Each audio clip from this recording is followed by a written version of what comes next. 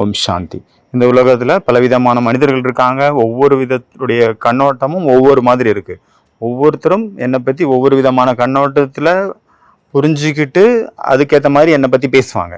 அப்புறம் ஒவ்வொரு மனிதர்களும் என் மேலே ஒவ்வொரு விதமான மதிப்பு வச்சுருப்பாங்க. வேற வேற, ஒரே மாதிரி இருக்காது.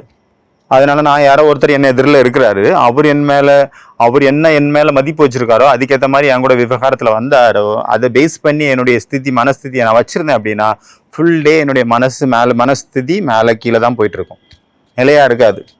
மற்றவங்களுடைய விவகாரத்தை பேஸ் பண்ணி நான் என்னுடைய ஸ்திதியை வச்சுக்கிட்டேன் அப்படின்னா என்னால் மகிழ்ச்சியாக இருக்க முடியாது, ஒரு பொழுதும் இருக்க முடியாது.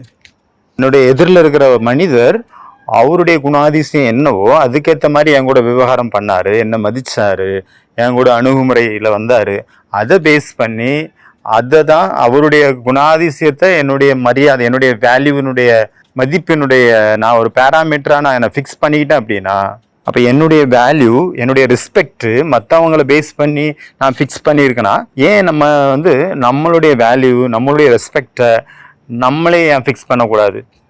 மற்றவங்க கையில் நம்ம எதுக்கு கொடுக்கணும்? நம்மளுடைய ரெஸ்பெக்டை, நம்மளுடைய வேல்யூவை நம்ம ஃபிக்ஸ் பண்ணணும். ஓம் சாந்தி.